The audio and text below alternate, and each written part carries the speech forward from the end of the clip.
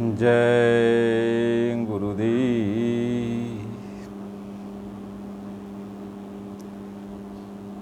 नैना तरसी दरस को दिखा जा, हमारे स्वामी जी कहाँ हो तू आ जा। नयना तरसी दरस को दिखा जा, हमारे स्वामी जी कहाँ हो तू आ जा। तेरा दर्शन हुआ आज सपना,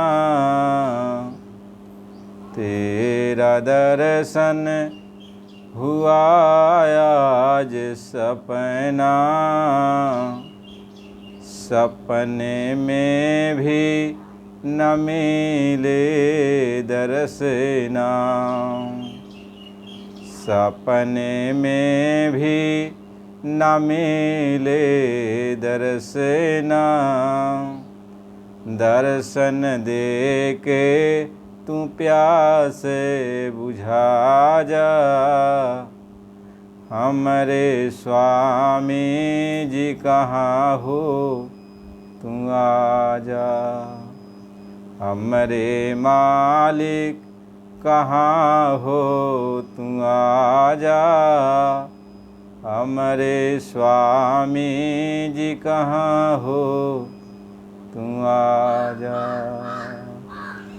बैन सुनन को सरवन मेरे व्याकुल, बैन सुनन को सरवन मेरे व्याकुल। मुझ सा छात्र को अमृत भरी बाणी सुना जा, मुझ सा छात्र को अमृत भरी बाणी सुना जा। नैना तरसी दरस को दिखा जा, हमारे स्वामी जी कहाँ हो तू आ जा। हमारे मालिक कहाँ हो तू आ जा। जय गुरुदेव। परम पूज्य स्वामी जी महाराज के चरणों में कोट कोट प्रणाम। आप सभी प्रेमी भाई बहनों, मालिक की दया कृपा से हम सभी लोग गुरु महाराज जी के शरण में पहुँचे और गुरु महाराज जी ने हम सबको ये नहीं देखा कि हम लोग कितना गंदे काम किए हैं, खराब काम किए हैं, कितना हम लोगों के ऊपर बोझ लदा हुआ है। मालिक ने हम लोगों से कुछ नहीं पूछा और बड़े प्रेम प्यार से सत्संग की गंगा में स्नान कराया और स्नान करा करके नाम की बख्शीश दिया। गुरु महाराज जी ने कहा कि बच्चा, अब तक जो कुछ भी तुमने किया वो किया, अब आगे नहीं। शुद्ध शाकाहारी जीवन बिताना, मांस मछली अंडे शराब का सेवन मत करना, ईमानदारी मेहनत से अपना काम करना, मोटा महीन जो भी कपड़ा मिले उसको पहनना, और हम जो तुम्हें रास्ता बताते हैं इस रास्ते पर सुबह शाम समय निकाल करके जब कोई काम न रहे तो साधना में लग जाना। मालिक ने कहा कि हम तुम्हें ये बताना चाहते हैं कि मानव शरीर जो मिला है यह बहुत ही दुर्लभ है और यह शरीर देवी देवताओं को भी नहीं मिलने वाला। ये तो महापुरुषों की जब कृपा होती है, मालिक की दया हो जाती है, तो कभी कभार ये मानव तन मिल जाता है। और इस मानव तन को पाने में कितना जुग जुगांतर लगा होगा, कितने कल्प लग गए होंगे, नरको 84 का चक्कर काटने पर, नाना कष्ट सहने पर, तो ये मानव शरीर बहुत संजोग से मिला। बहुत अपार कष्ट झेलने के बाद ये मानव तन मिला है। अब की बार अब इस मानव शरीर को जो पा गए हो, तो इसको बेकार में मत जाने दो। इसमें जो श्वासों की पूंजी दी गई है वह गिनकर दी गई है। और जब इस श्वासों की पूंजी समाप्त हो जाएगी तो मकान मालिक इस मकान को खाली करा लेगा। तुम खेत में रहोगे, खलिहान में रहोगे, दुकान में रहोगे, दफ्तर में रहोगे, खाते रहोगे, पीते रहोगे, स्नान करते रहोगे, यानी जो भी काम करते रहोगे, जहाँ पर भी रहोगे, सोते रहोगे, जागते रहोगे, जब भी श्वास की पूंजी समाप्त हुई त्यों ही उसका फरमान जारी हो जाएगा कि अब मकान खाली करो। और जैसे उसका फरमान जारी होगा, हम जहाँ पर भी रहेंगे वहीं धड़ाम से गिर जाएंगे और उस आत्मा को निकाल देगा और मकान ज्यों का त्यों पड़ा रह जाएगा। मालिक इस बात को समझाते हैं कि बच्चा, ये मानो शरीर पा गए हो तो इसमें अपनी आत्मा को अब की बार जगा लो। जो आत्मा तुम्हारी जुगों जुगों से सोई हुई है, अपने तरफ नहीं देखती है, इंद्रियों के विषय भोगों में लगी रहती है, इंद्रियों के विषय भोगों में ये आनंद खोजती है। इस क्षणिक आनंद में ये आत्मा फंसी पड़ी हुई है और जो आनंद का सागर है उसको ये छोड़ चुकी है। जो भोगों में आनंद खोजती है ये क्षणिक है, क्षणभंगुर सुख है, जो थोड़ी समय के लिए मिलता है और फिर वह सुख खत्म हो जाता है। लेकिन अपने घर का जो सुख है वो अस्थाई सुख है, वह सुख कभी खत्म नहीं होता। वो आनंद का सागर है, परमानंद का सागर है। अब की बार अपनी आत्मा को जगाओ और अपने घर चलो। हम तुम्हें ये रास्ता इसीलिए दे रहे कि अपने घर चलने की तैयारी करो। और यहाँ तुम फंसे पड़े हो और यहाँ की भोगों में, यहाँ की वस्तुओं में अपने आप को इतना अंदर बिठा लिए हो अपने हृदय में कि इनको तुम छोड़ना नहीं चाहते। ये तुम सोचते हो कि इनको हम साथ लेके चलेंगे, परिवार को, समाज को, रिश्तेदारों को, यहाँ की हर वस्तुओं को, यहाँ के मजहब को, धर्म जात को, शरीर को, ये सोचते हो कि हम साथ लेके चलेंगे। अब इन्हीं के पीछे आप पड़े रहते हो। आपको ये मालूम होना चाहिए कि कोई भी ये सब चीज़ लेके नहीं गया और जो कुछ भी बनाया यहीं पे बनाया और फिर समय पूरा हुआ यहीं पर सब छोड़ दिया। एक तिनका भी उसके साथ में नहीं गया। आप अपनी आंखों से देखते हो। और दूर की बात तो छोड़ दो, आपके पूर्वज भी आपके सामने देखते देखते देखते सब चले गए। रिश्तेदार चले गए, सगे संबंधी चले गए, आस पड़ोस के लोग चले गए। आप अपनी आंखों से देखते हो और ऐसे ही देखते देखते जो बचे रहते हैं उनके सामने हम लोग भी चले जाएंगे। यह संसार की यही गति है।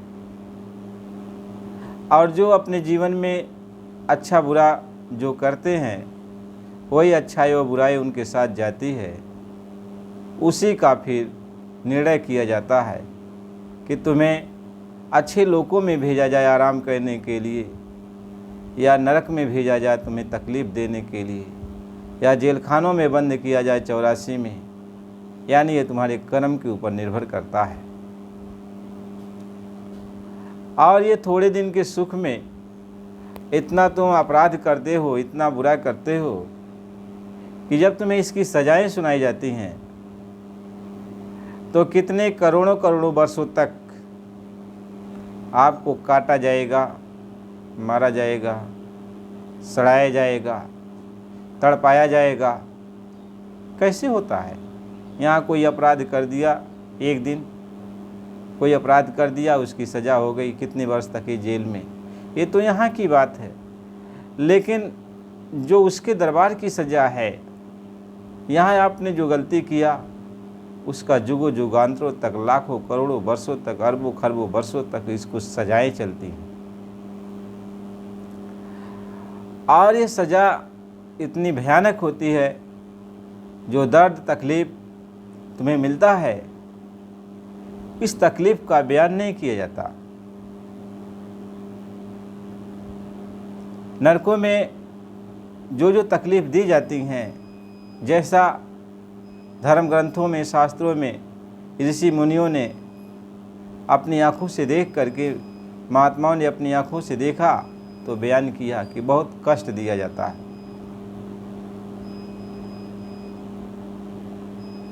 महात्मा ये समझाते हैं कि जीव बहुत रोता है, बहुत तड़पता है, उसकी पुकार बड़ी दूर दूर तक जाती है, लेकिन उसकी मदद करने वाला कोई नहीं आता।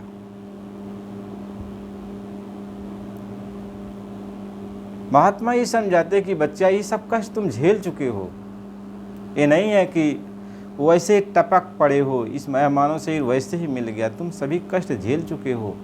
जो भी मानव शरीर में आए हैं, चाहे स्त्री पुरुष हो, नर नारी कोई भी हो, ये सारे कष्ट को झेल कर आए हैं, सारे तकलीफ़ों को सह कर आए हुए हैं, और तब ये मानव शरीर उनको मिला है। अब की बार यह एक मौका है कि अब की बार ये चाहो तो अपना बना लो और इस नरकों 84 से बच जाओ, नहीं तो वही दिन वही रात फिर आएगी। इसलिए महात्मा जोर दे के समझाते हैं। गुरु महाराज जी बहुत समझा रहे, इसलिए बच्चा मैं तुम्हें समझाता हूँ कि जीव हत्या मत करो। ये बहुत बड़ा पाप है, इनके मुर्दे मांस को मत खाओ, ये बहुत बड़ा अपराध है। तुम ऐसी वस्तुओं का, नशीली वस्तुओं का सेवन मत करो, ये सब अपराध है। इन सबको छोड़ दो, अपना खान पान सही कर लो, अपना रहन सहन सही कर लो, और अच्छे समाज का निर्माण करो, विचार भाव अपना सही रखो, और मालिक का भजन करो, भगवान को याद करो, संतों महात्माओं की संगत में जाओ, उनका सत्संग सुनो, अपने काम धंधे भी समय से करो, और समय से जो है फिर घर पे आओ, फिर साधन भजन करो, समय से परिवार के बीच में रहो, यानी समय से अपना काम निपटा लो। ये समझ लो कि ये श्वास की पूंजी कब खत्म हो जाएगी, इसका कोई ठौर ठिकाना नहीं है। इसलिए बराबर कहें डरते रहो काल के भय से, खबर नहीं कब मरना, यानी काल के भय से डरो। ये खबर नहीं है, चिंता नहीं है, आपको याद नहीं है कब समय आ जाएगा। इसलिए जो भी समय आया, जो भी समय बचा हुआ है, तो काल करे सो आज कर, काल करे सो आज कर, आज करे सो आप, पल में परलय होएगी, बहुरी करेगा काम। कहते जो तुम्हें कल करना वह आज से शुरू कर दो, जो आज करना है वह अभी से शुरू कर दो। यानी एक एक पल का कोई ठिकाना नहीं है। तो प्रभु के नाम का सिमरन कर ले। समझाने वाला भी और समझने वाला भी सबको जाना है। जो समझा रहा है वह भी जाएगा, जो समझ रहा है वो भी जाएगा। तो सबके लिए चाहिए कि सबको प्रभु के नाम का सिमरन करें। मालिक इसी बात को समझाते हैं कि ये मैंने तुम्हें रास्ता दे दिया। ये बड़ा भाग्य है मेरा और तुम्हारा कि तुम मिल गए और मैं मिल गया। हम दोनों का ये संजोग है, संजोग मिल गया कि अपने घर जाने का रास्ता मिल गया। अब उस रास्ते पर चलो, जो मैं रास्ता बताता हूँ इस रास्ते पर चलो। जो कहीं कहीं भी अड़चन यदि आती है रास्ते पर चलने में तो हमसे पूछो, हम तुम्हें बताएंगे। भक्ति और कुछ नहीं होती। भक्ति वह होती है कि कहीं रास्ते पर चल रहे हो तो कोई अड़चन आती है तो पूछ लो, और वो जो कह रहे हैं उसी अनुसार आप यहाँ काम करते चलो। भक्ति इसी को कहते हैं। भक्ति का मतलब होता है उसमें रत हो जाना, यानी जो कहते हैं, जो कहें उसमें रत हो जाना। जैसे एक विद्यार्थी है, होनहार बच्चा है, यदि वो आगे कुछ करना चाहता है तो स्कूल में जब उसका दाखिला होता है तो मास्टर से वो प्रेम करता है। जो भी उसके क्लास टीचर होते हैं उनकी एक एक बात को सुनता है, और जैसा पढ़ाते हैं वो पढ़ता है, लिखता है, और जो काम देते हैं करने के लिए घर पे तो उस काम को भी करता है। घर में आता है, खेलता कूदता भी है और सारे अपने मित्रों से मिलता है, सारे काम करता है। लेकिन जो उसके क्लास टीचर ने काम दिया उस काम को पूरा करता है। और जब कल सुबह फिर जाएगा तो मास्टर उससे पूछेगा जो मैंने काम दिया था वो पूरा करके लाए, तो वह दे देगा। तो मास्टर खुश हो जाएगा कि इसने मेरे काम को पूरा किया। ऐसे गुरु कहते हैं तो इस समाज में रह कर ईमानदारी मेहनत से अपना काम करते हुए जो मैं तुम्हें बता रहा हूँ इस काम को तुम पूरा करो। रोज़ रोज़ इस काम को पूरा करो, नागा मत करना। यानी रोज़ रोज़ तुम सिमरन ध्यान भजन करते रहना, नागा मत करो। और जब आप सिमरन ध्यान भजन नित्य नियम से करते रहोगे और जब सद्गुरु मिलते हैं उनको बताओगे, जो देखोगे सुनोगे, उन्होंने कहा जो कुछ भी देखोगे सुनोगे मुझको बताओगे, तो फिर आगे मैं देखूंगा। जैसे मास्टर देखता है कि लड़का होनहार है, जो मैं काम देता हूँ तो पूरा कर देता है, तो फिर उससे भी कठिन काम देता है। यानी अब सरल काम था तो जान गया कि इस काम को अब बच्चा कर लेगा, तो थोड़ा सा उसे कठिन देता है, कहता अब इसको कम पूरा करके ले आओ। ऐसे गुरु ये कहते हैं जब तुम मुझे बताएगा कि मैंने ये देखा ये सुना तो उसके आगे फिर बताऊंगा, आगे मैं तुम्हें फिर सलाह दूंगा, तुम इस काम को ऐसे करो। हम क्या करते हैं? हम तो गुरु के किसी काम को पूरा नहीं करते। हम सुमिरन पर जब बैठते हैं तो हम ध्यान पे जब बैठते हैं, हम भजन पे जब बैठते हैं तो हम लोगों से ये कहते हैं कि यह है मेरे बस का नहीं है, यह सुमिरन करना मेरे बस का नहीं, ये ध्यान करना मेरे बस का नहीं, ये भजन करना मेरे बस का नहीं। और कह देता है कि ये मेरे बस का नहीं। जब गुरु चाहेगा तभी होगा, भगवान जब चाहेगा, मालिक जब चाहेगा तभी होगा। यदि यही बात वो बच्चा जो क्लास से पढ़कर आया है और मास्टर उसको दिया काम करने के लिए, यदि बच्चा यही कह दे कि ये सवाल हमको नहीं आता, इस चीज़ को हम हल नहीं कर पाएंगे, और रख दिया, हल नहीं किया, कुछ लिखा पढ़ा नहीं, और जा कर के मास्टर से कह देगा कि ये मेरी बस का नहीं है, आप ही इसको लिख पढ़ दीजिए, तो बच्चा कभी होनहार बनेगा, बच्चा कभी होशियार बनेगा। बच्चे को जो मास्टर देना चाहता है, जो उसकी बुद्धि को विकसित करना चाहता है, वो कैसे होगा? गुरु उसी के माध्यम से, यानी बच्चे को उसी के माध्यम से, यानी जो काम देते हैं करने को, उसी के माध्यम से उसकी बुद्धि का विकास होता है। ऐसे ही महात्मा जब हमें रास्ता देते हैं सिमरन ध्यान भजन का, तो इसी के माध्यम से हमारे आंतरिक शक्तियों का विकास होता है, आत्मिक शक्तियाँ हमारी जागती हैं। इसलिए इसमें मन लगा करके हमें सुमिरन, हमें ध्यान, हमें भजन, हमें सेवा सत्संग में, गुरु की भक्ति में लगना होता है। ये लगन ही है जो हमें आगे बढ़ाता है, हमारे अंदर आत्मिक शक्ति का विकास होता है। और हम एक कह के किनारा कस ले कि नहीं, ये हमारी बस का नहीं, हम नहीं कर पाएंगे, बहुत कठिन काम है। महात्मा कहते हैं कठिन तो तब था जब गुरु नहीं मिले थे, जब महात्मा नहीं मिले थे, तब कठिन था।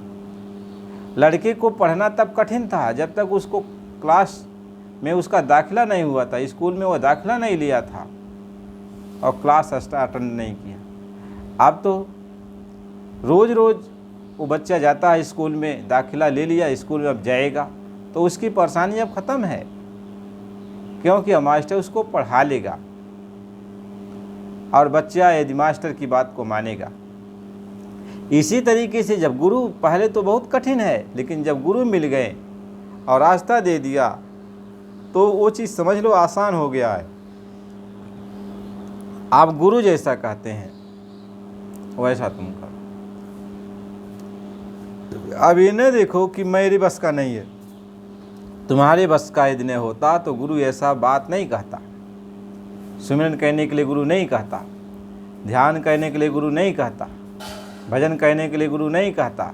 यह तुम्हारे बस का न होता तो ऐसा कोई भी चीज़ है गुरु नहीं कहता। गुरु वही कहता जो तुम्हारे बस का है। अब तुम्हारा मन है जो पहले से, जैसे बच्चे का मन खेल कूद में लगा रहता था तो वह हमेशा खेल कूद में भागना चाहता है, लेकिन वो चीज़ जो मास्टर देते हैं कि वो तुम्हें काम पूरा करना है, तो उसको चिंता लगी है कि यदि हम खेलने के लिए चले जाएंगे, समय पूरा हो जाएगा, हम काम पूरा नहीं कर पाएंगे, तो वो धीरे धीरे खेलना बंद करता है। जहाँ 1 घंटा रोज़ खेलता था तहाँ 10 मिनट खेल लिया, उसके बाद फिर अपने काम में लग गया। ऐसे ही धीरे धीरे हमारा मन जो दुनिया में फैला हुआ है, दुनिया के भोगों में, दुनिया के स्वादों में लगा हुआ है। अब जब महात्मा मिल जाते हैं, महात्मा रास्ता बता देते हैं और उस पर महात्मा लगाते हैं, तो ये मन मेरा सिमरन ध्यान भजन में जब धीरे धीरे लगता है तो दुनिया का ख्याल धीरे धीरे हटने लगता है। दुनिया में रात दिन ख्याल लगा हुआ है, लेकिन वह ख्याल कम होने लगता है। और जितना ज़्यादा समय हम पढ़ाई में देते हैं, यानी सिमरन ध्यान भजन में देते हैं, सेवा सत्संग में देते हैं, उतना दुनिया का ख्याल कम होता जाता है। इसी को महात्मा ये समझाते, गुरु इसी को समझाते कि सहज में ही तुम्हें वैराग्य उत्पन्न हो जाता है, यानी दुनिया से तुम उदासीन होने लगते हो, हर बात में विचार करने लगते हो, सोचने लगते हो और ये सोचोगे कि वास्तव में गुरु ने जो कहा वो सही है। हमें गुरु के वचन पर ध्यान देना चाहिए, गुरु की भक्ति में लगना चाहिए, गुरु जो कह रहे हैं वो सही है, क्योंकि ये समय फिर दोबारा हाथ नहीं आएगा। आज जो समय बीत जा रहा है कल ये नहीं मिलेगा। आज जो सुबह हो गया शाम हो गई, ये कल सुबह शाम नहीं, कल अगला सुबह शाम होगा।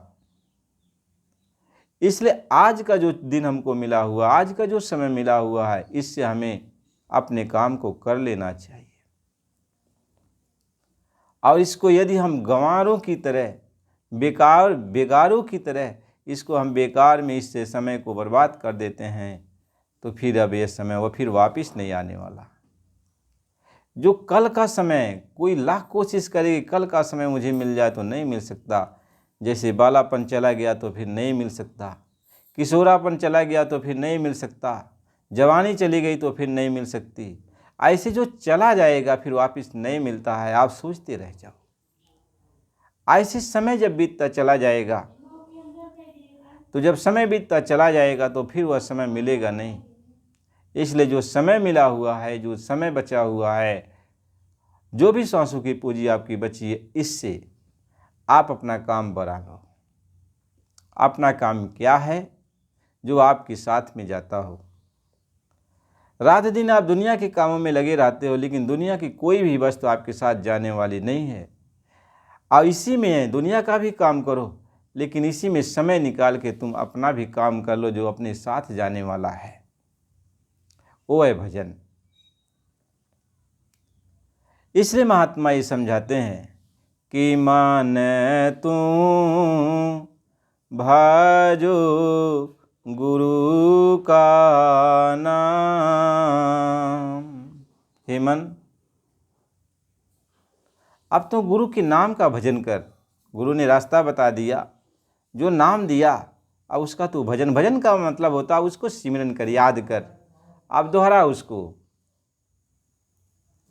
कि मन तू भाजो गुरु का नाम, दया में हरे से नर तन पायो, मत करना अभिमान। का ये मानुष है तुम्हें जो मिला है, यह उस मालिक की दया कृपा से मिला, ऐसे थोड़ी मिल गया।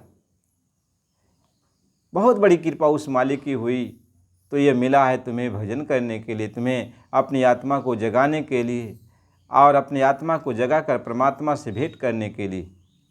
इसलिए मानव तन तुमको मिला है। और इस शरीर को पा करके तू गरूर मत करना, गुमान मत करना, अभिमान मत करना। क्यों? कि यह तन तेरा खाक पड़ेगा। यह मानो शरीर एक दिन खाक हो जाएगा, तो गुमान किस चीज़ का?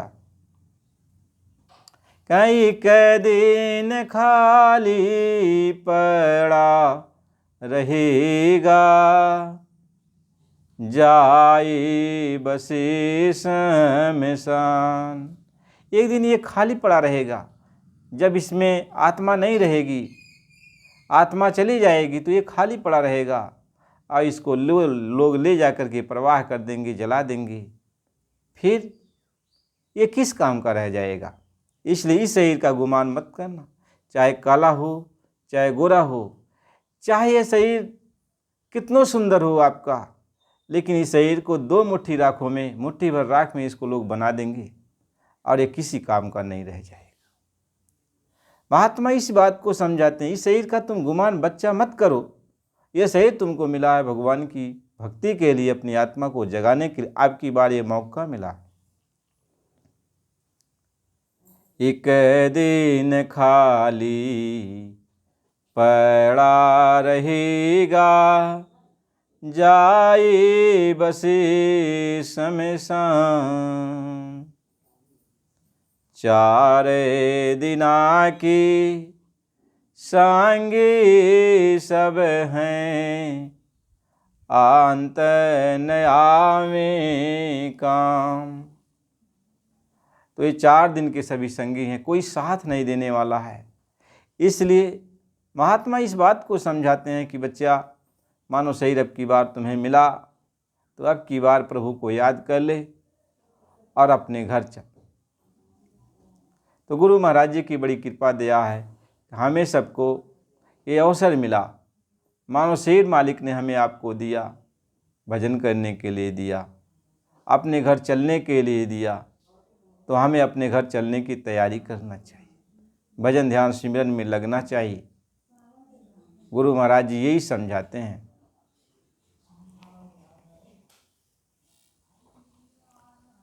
मालिक इस बात को समझाते हैं। तो प्रेमी भाई बहनों, फिर आपको सत्संग अगली वीडियो में मिलेगा। तो आप नए हो तो चैनल को लाइक सब्सक्राइब कीजिए, ताकि आपके पास ये वीडियो बराबर जाए। तो गुरु महाराज जी के वचन जो भी हैं वो बताया जाएगा। जय गुरुदेव।